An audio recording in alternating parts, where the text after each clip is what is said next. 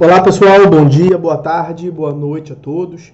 A decisão que eu separei para falar com os senhores nesse vídeo, ela versou sobre impenhorabilidade de bens em razão da instituição de uma hipoteca em uma cédula de crédito rural.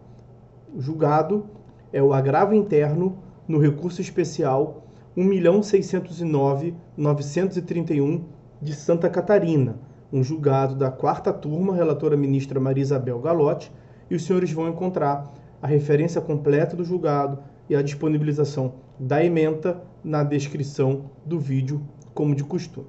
O que nós tivemos na origem que justificou a pretensão que acabou chegando no STJ?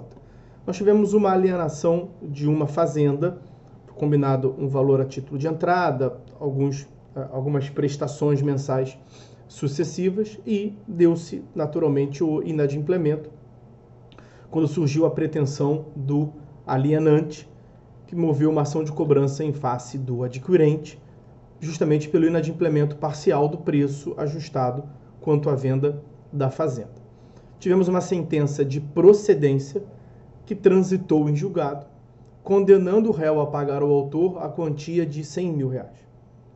Iniciado o cumprimento de sentença, a pedido do autor, não houve o pagamento voluntário por parte do réu e o credor solicitou a penhora online, bem como a penhora da fazenda, que era objeto do contrato. O juiz deferiu a penhora online e não encontrou nenhum numerário no Bacinjude, não devia ser o Cisbajude ainda, no sistema de consulta de numerário que o judiciário utiliza, não encontrou nada. E o juiz indeferiu o pedido de penhora da fazenda. Por qual razão? Porque percebeu que já havia sido instituída naquela unidade imobiliária uma hipoteca em uma cédula de crédito rural. Quer dizer, o adquirente da fazenda deu a fazenda, agora de sua propriedade, deu a fazenda em garantia hipotecária num empréstimo, num financiamento que ele obteve junto a uma instituição financeira.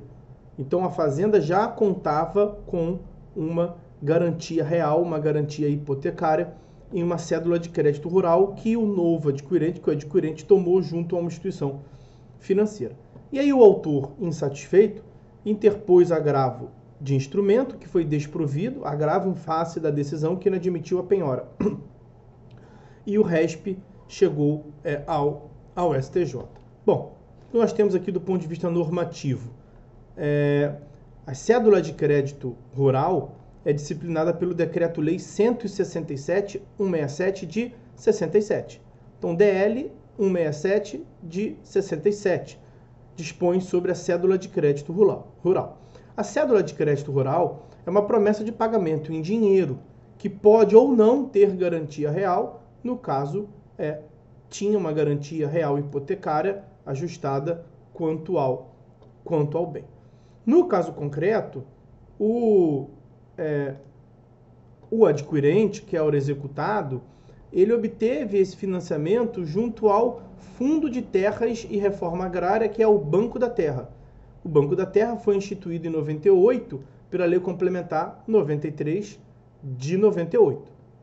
E no artigo 11 desta Lei Complementar 93 de 98, consta lá a previsão que os beneficiários do fundo, como o adquirente, não poderão alienar as suas terras e as respectivas benfeitorias no prazo do financiamento, salvo para outro beneficiário enumerado no parágrafo único do artigo 1º e com a anuência do credor. Essa não era a hipótese. Então perceba que o artigo 11 da Lei Complementar 93 de 98 determina uma cláusula de inalienabilidade. O imóvel não pode ser alienado. E esta cláusula de inalienabilidade repercute justamente na possibilidade de impenhorabilidade. Artigo 832 do Código de Processo Civil, 832 do CPC. Não estão sujeitos à execução os bens que a lei considera impenhorável ou inalienável. Ora, o artigo 11 da Lei Complementar 93 de 98 prevê uma hipótese, uma cláusula de inalienabilidade. Não se pode alienar. o imóvel dado em garantia no Banco da Terra.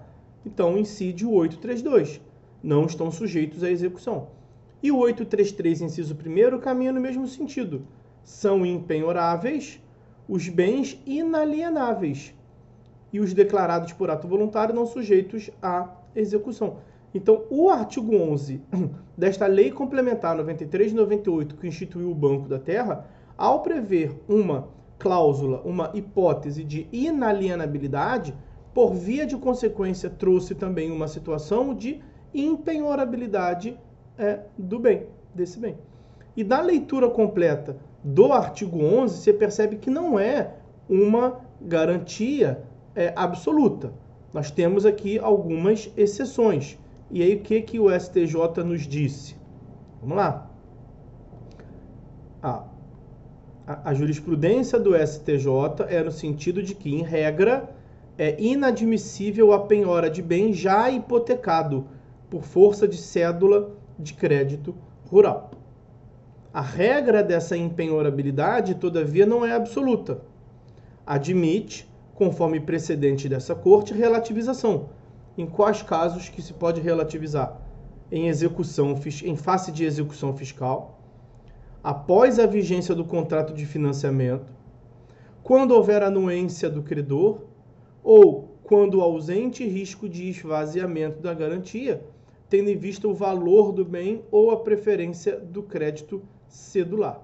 Então, quando o valor cobrado é ínfimo em relação ao valor do bem e não vai afetar a garantia, é possível a penhora. Quando for execução fiscal, é possível a penhora. Quando o credor, o Banco da Terra, na hipótese anuir, é possível a penhora. E nenhum desses casos, nenhuma dessas hipóteses se deu nesse caso. Então, a conclusão do STJ foi que o juiz acertou em não permitir a penhora da fazenda, que ela já era objeto de hipoteca em uma cédula de crédito rural, e acertou também o Tribunal de Justiça local ao manter a decisão interlocutória e não permitir a penhora, justamente por conta dessa inalienabilidade, fruto do artigo 11 da Lei Complementar 93 de 98, e, consequentemente, a inalienabilidade gera a não sujeição do bem por sua impenhorabilidade, artigos 832 e 833, esses do CPC. Então, essas as observações que eu separei para fazer com os senhores a respeito desse julgado, agravo interno no recurso especial 1.609.931 de Santa Catarina, já tendo sido feitas as observações que eu separei. Vamos ficando por aqui. Fiquem todos com Deus. Até uma próxima em breve.